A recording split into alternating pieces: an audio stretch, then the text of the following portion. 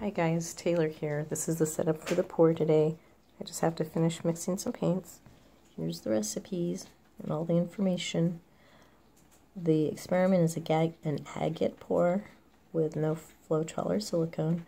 My writing's all mucky because my wrist is messed up and I keep trying to find a better way to write. I will be right back and we will start pouring. Hopefully it'll be a fairly short video today. Thank you. Okay, Taylor here. Now we're going to go for the pour. I'm completely unscripted, unrehearsed, so anything could happen. Anything could go wrong, but we're just going to surf it. It's all good. So, got my scrappage here. I'm not going to start with white. I'm going to start with some purple. And I'm going to do a low pour because we don't want a lot of zigzagging. We're trying to go for an agate effect, which means you don't want it to slip under the colors as much as you normally would for a pour.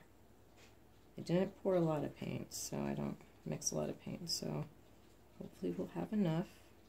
When in doubt, add white. And then go for negative space, right?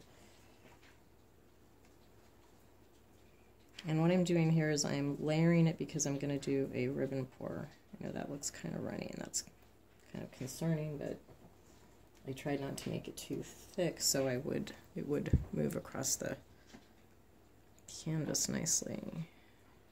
Don't want to do too much of that because that can be overwhelming. Black can be very overwhelming just like white can.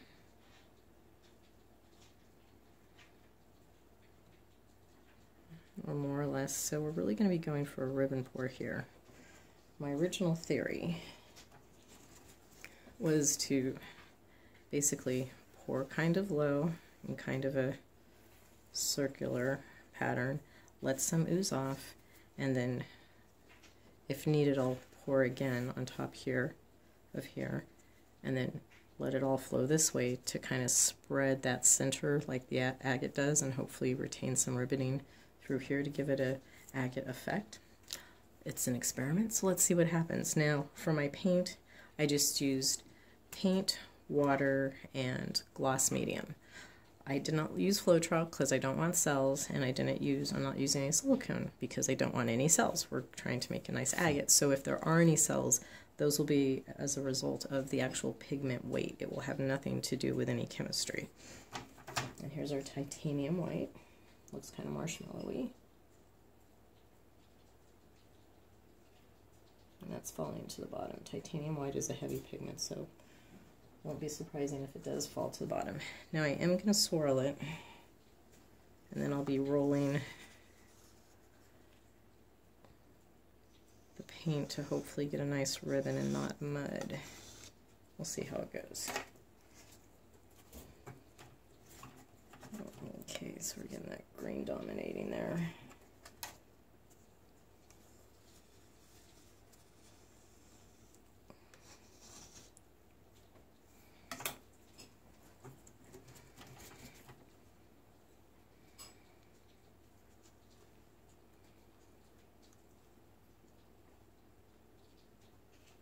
Oops.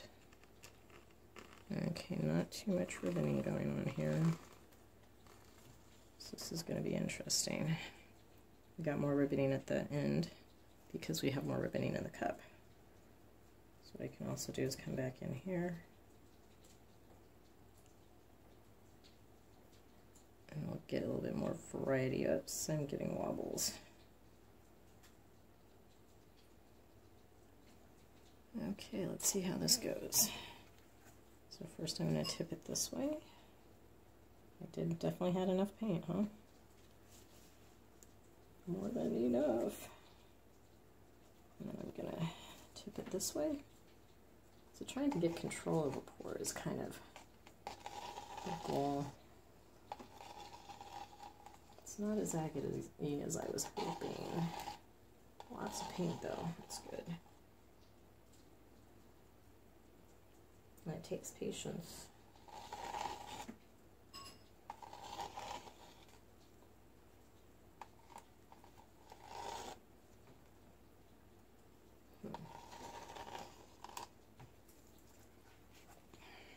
So I can always come back, bring the paint back towards the pour. And that's kind of more fun. Got a lot of bubbles. Not quite the agate look I was going for, but you know, if you learn, at least it's a little bit more predictable in what results we're getting. And you know me, I'm going to roll the color. I'm going to try not to smear it. I like to roll my colors.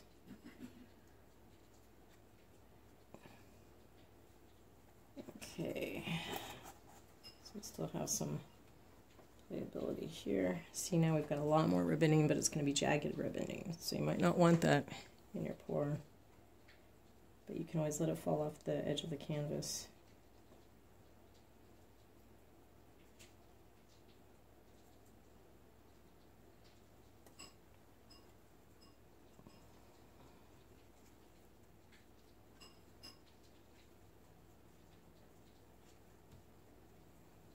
Okay, I think that's a really interesting pour.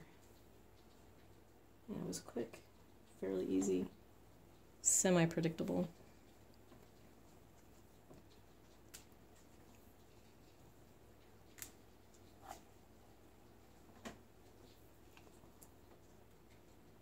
Okay, smearing here, that's okay. Rolling, pulling there.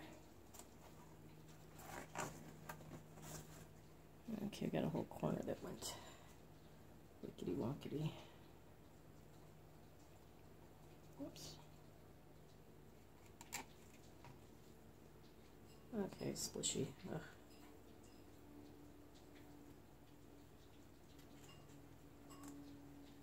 You know me, I'm a fan of the mud.